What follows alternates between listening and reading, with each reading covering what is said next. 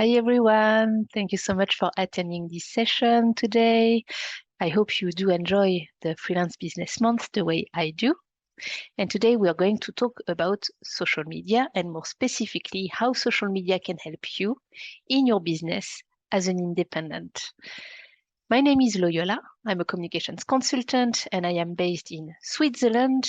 And for today's presentation, I am going to use a few examples of social media posts written by freelancers who are also part of this very same event.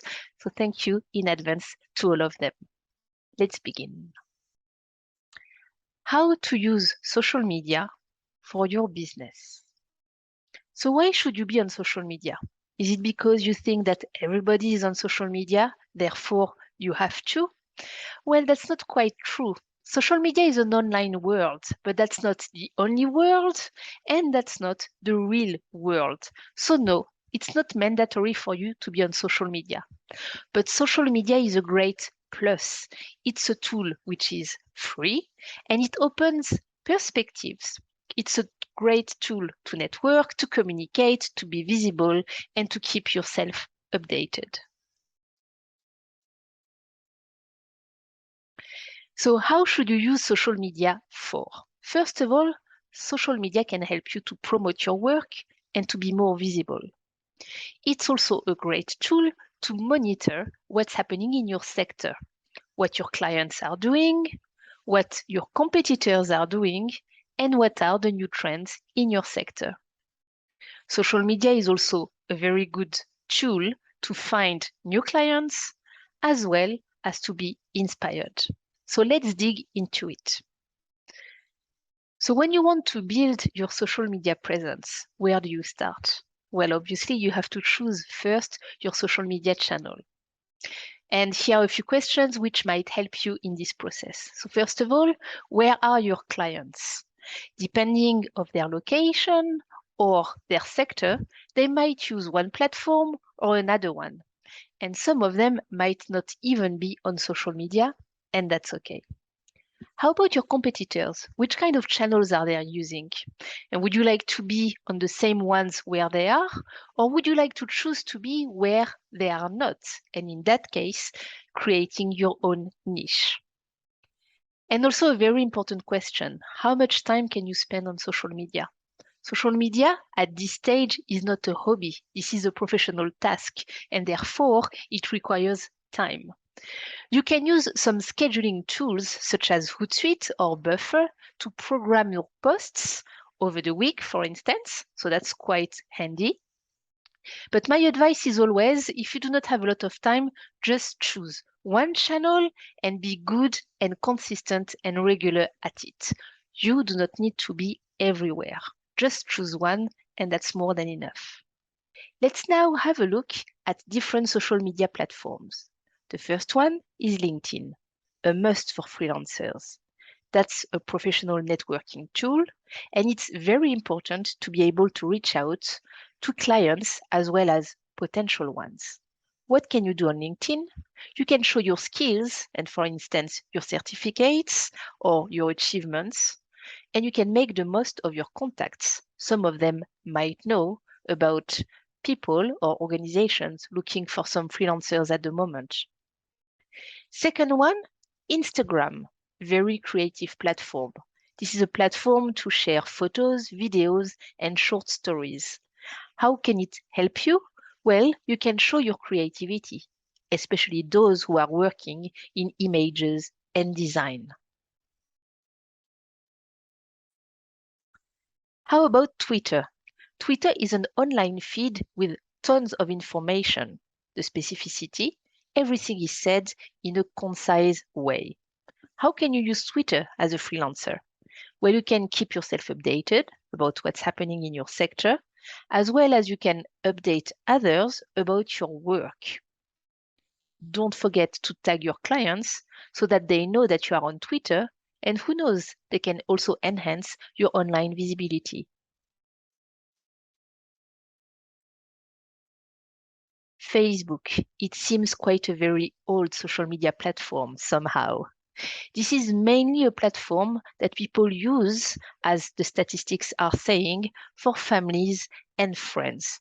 But some organizations are also using it because they want to reach out a large number of people. So how can you use Facebook again as a professional? Well, have a look at what organizations are sharing, and why not liking and commenting their posts to make them aware that you are interested in working with them. And finally, TikTok. To be fair with you, I am not using it and I'm not even watching it. And I do not know a lot of professionals around me who are also using it. I guess that's a question of generation. But TikTok is a platform to share very short videos.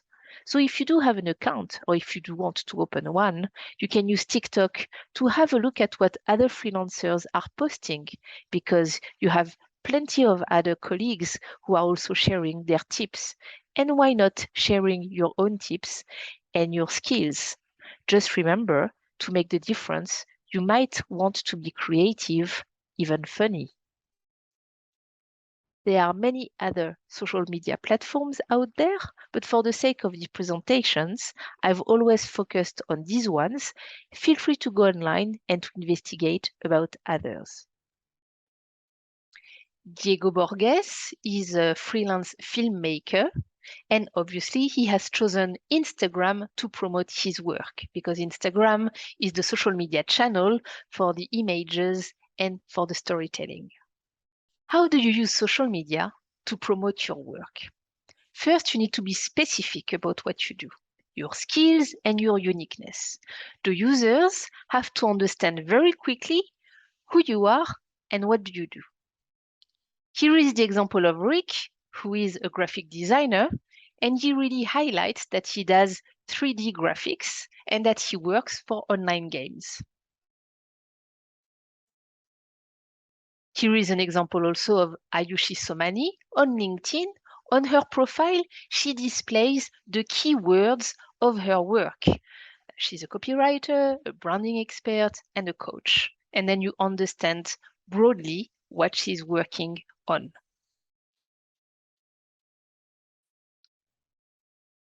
Now, to promote your work on social media, you need to create some appealing content. And appealing content could mean catching sentences, nice illustrations, using emojis or not, that's your choice, as well as a link for people to find out more if they are interested.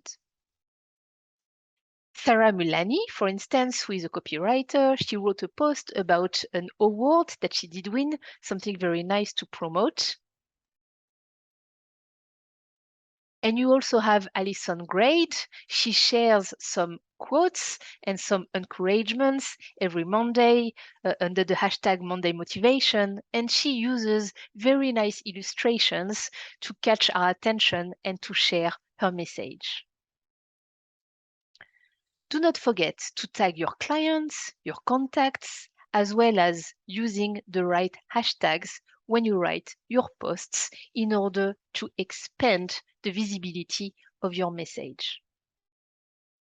For instance, Ray wrote a few weeks ago about an article that he wrote, and he was tagging a few people that he wanted also to have a look at his work.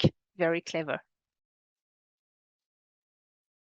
And here you have Hannah, who's been thanking her client on Twitter. That's also something very nice to do, to recognize the clients you are working with. Be consistent in your editorial content. So you can choose 2 or 3 themes that you would like to speak about on your social media, preferably topics which are related to your work, and then be consistent in speaking about these topics. Let's take the example of Cass Hebron. She's a climate freelance, and of course, her main topic and her main interest is environment. And she talks a lot about environment. And for instance, she shares a lot of petitions and calls to actions, which shows that she's very good at being an activist as well as a campaigner. So it shows also some professional skills to the people who who are reading her posts. Social media also helps you to monitor what's happening in your sector. What are the new tools or the new trends that might be useful to you? Also, what are the job opportunities that you might want to have a look at, as well as events which might be interesting to attend. Here is an example of a web developer who was looking for a freelancer a few weeks ago on Twitter.